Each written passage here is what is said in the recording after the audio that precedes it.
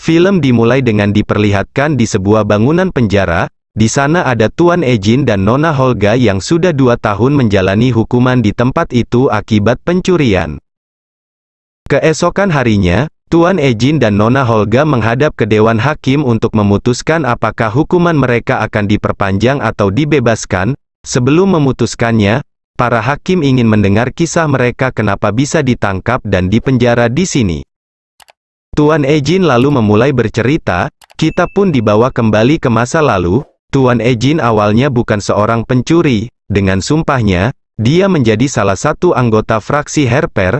Istrinya yang bernama Nyonya Zia merestuinya walaupun tahu resikonya sangat besar. Tugas Tuan Ejin menjadi mata-mata, menangkap para penjahat, membantu orang-orang yang tertindas tanpa imbalan sedikit pun, bahkan dia mampu menangkap penyihir merah. Setelah bertugas, dia kembali ke rumah menemui istri dan putri kecilnya, dan suatu hari, saat Tuan Ejin akan kembali ke rumah, terlihat beberapa penyihir telah menyambangi rumahnya. Tahu keluarganya dalam bahaya, dia segera pergi. Setibanya di rumah, istrinya sudah terluka parah dan meninggal dunia akibat senjata penyihir, sedangkan putri kecilnya berhasil selamat. Setelah istrinya meninggal, Tuan Ejin juga melepas keanggotaan menjadi Herper demi keselamatan putrinya. Setelah beberapa bulan, datanglah seorang wanita barbarian yang bernama Nona Holga. Nona Holga juga hidup seorang diri. Setelah diusir oleh sukunya akibat menikah dengan kaum lain, dia lalu memutuskan akan membantu Tuan Ejin untuk merawat putri kecilnya itu. Berjalannya waktu, hubungan mereka menjadi akrab, tapi masalah baru muncul, mereka kekurangan biaya untuk bertahan hidup dan tidak punya pekerjaan tetap. Tuan Ejin dan Nona Holga pun memutuskan mencari hal baru, yang tak lain, mereka menjadi seorang pencuri. Mereka mencuri ke orang-orang kaya yang kelebihan hartanya. Aksi pencurian terus dilakukan hingga putrinya yang bernama Nona Kira beranjak remaja.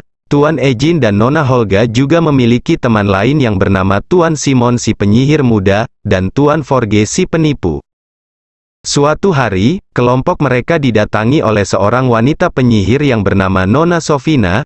Dia meminta bantuan untuk merampok di benteng Herper, dan yang bisa memasukinya hanya Tuan Ejin yang mantan anggota Herper.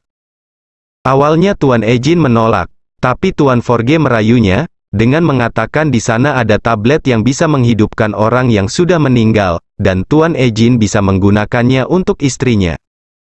Mendengar hal itu, Tuan Ejin menyetujuinya, dan singkat cerita, mereka tiba di benteng, dan segera memasukinya. Nona Sofina pun mengambil barang yang dicarinya, sedangkan Tuan Ejin mengambil tabletnya.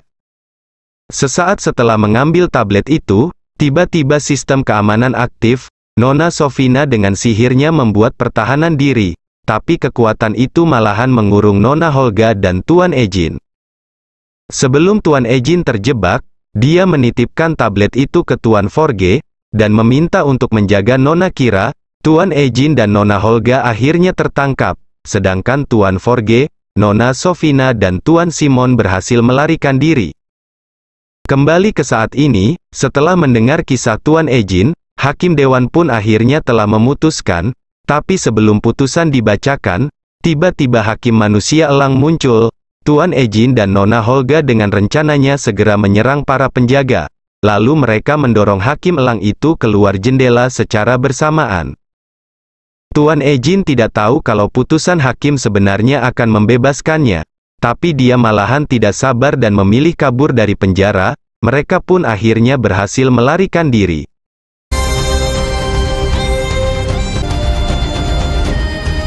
Setelah beberapa hari, Tuan Ejin tiba di rumahnya, namun dia tidak menemukan Nona Kira. Dia lekas mencari informasi, dan diketahui, sekarang Tuan Forge menjadi Lord Neverwinter, dan Nona Kira pun pasti berada di istana bersamanya. Setelah mengetahui keberadaan Tuan Forge, Tuan Ejin dan Nona Holga bergegas pergi ke istana untuk menemui putrinya itu, dan singkat cerita, mereka bertemu Nona Kira dan Tuan Forge.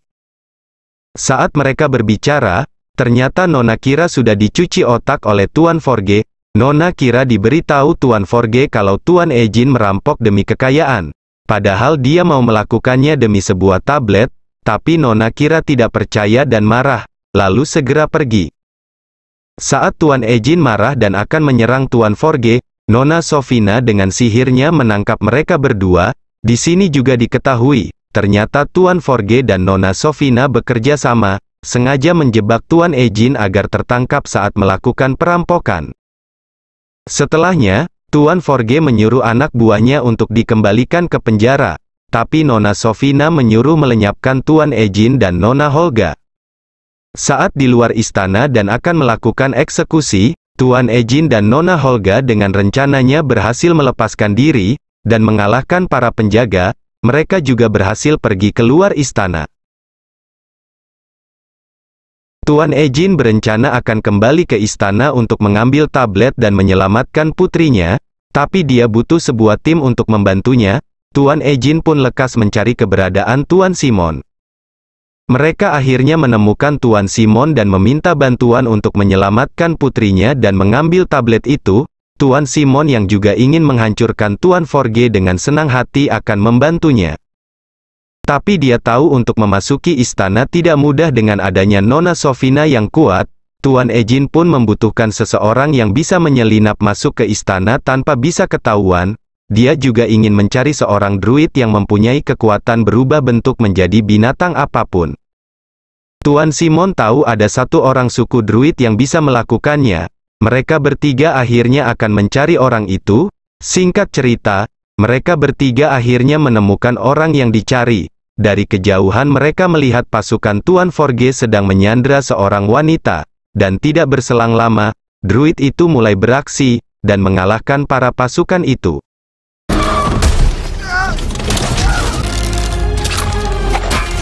Druid itu bernama Nona Doric. Setelah melakukan aksinya, Tuan Simon dan lainnya menemuinya, lalu mereka berbicara dan meminta bantuan untuk memasuki istana.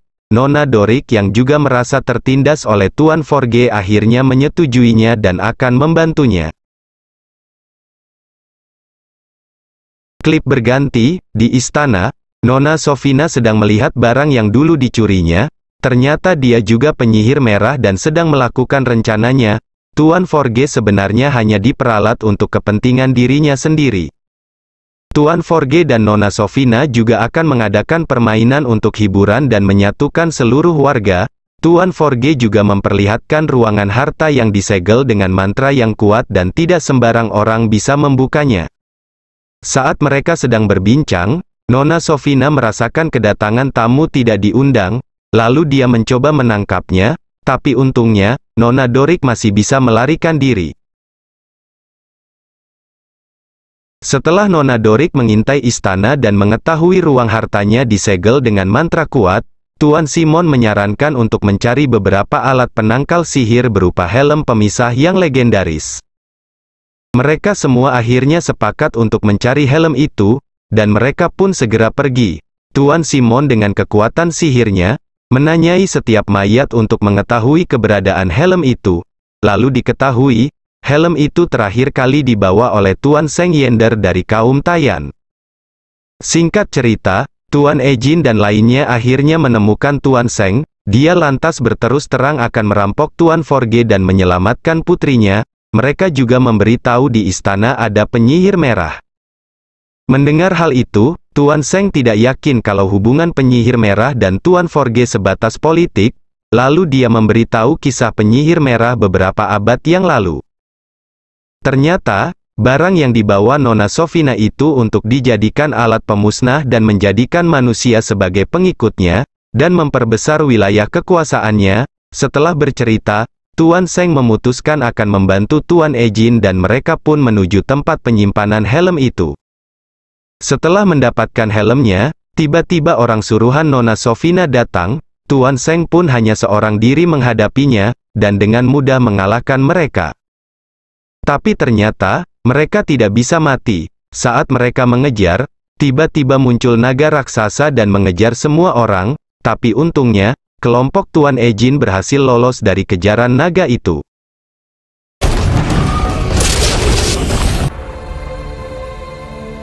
Setelah membantu kelompok Tuan Ejin, Tuan Seng memilih pergi. dan tidak ikut untuk melawan penyihir merah. Dia percaya Tuan Ejin dan lainnya bisa mengalahkan penyihir merah dan Tuan Forge. Keesokan harinya, kelompok Tuan Ejin kembali menuju istana, dan singkat cerita, mereka sudah sampai di istana. Di tempat lain, Tuan Forge sudah memulai perlombaannya dan mengumpulkan seluruh warga. Tuan Ejin dengan rencananya berhasil masuk istana, dan Tuan Simon juga berhasil membuka ruangan harta dan mematahkan semua mantra penyihir merah.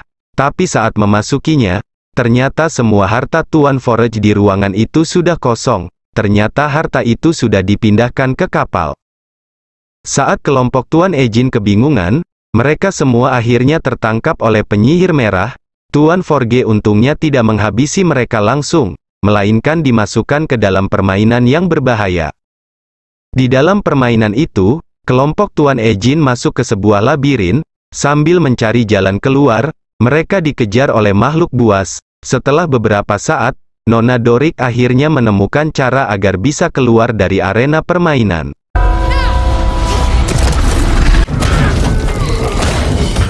Setelah keluar dari arena, kelompok Tuan Ejin segera menghampiri kapal Tuan Forge, dan benar saja, di kapal itu penuh dengan semua barang berharga. Tidak berselang lama, Tuan Forge dan Nona Kira muncul. Tuan Ejin yang sudah menghadang segera menjelaskan ke putrinya itu, yang sebenarnya berbohong adalah Tuan Forge. Setelah dia terpojok, Tuan Forge menyandra Nona Kira, tapi untungnya, Nona Kira berhasil lepas. Tuan Ejin dan lainnya pun segera pergi dengan kapalnya. Sesaat setelah meninggalkan dermaga, Nona Sofina sudah memulai ritualnya. Tuan Ejin yang sudah berjanji kepada Tuan Seng akhirnya memutuskan kembali ke istana untuk mengalahkannya. Mereka memulai rencana untuk mengalahkan Nona Sofina. Pertama, Tuan Ejin mengalihkan semua warga dengan menurunkan semua harta Tuan Forge agar semua warga keluar dari istana. Mengetahui ritualnya gagal, Nona Sofina langsung menyerang kelompok Tuan Ejin, dan akhirnya, mereka pun bertarung.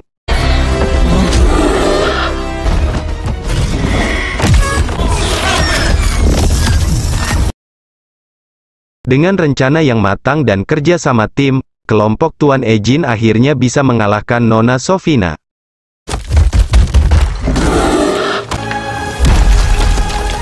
Tetapi kemenangan itu seolah tidak berarti saat Nona Holga terluka. Terkena senjata penyihir merah yang susah untuk disembuhkan, Nona Holga pun akhirnya tewas. Nona Kira yang sudah menganggap Nona Holga ibu sendiri terlihat sangat bersedih. Tuan Ejin lantas mengorbankan tabletnya untuk menghidupkan kembali Nona Holga, dan dia pun akhirnya hidup kembali.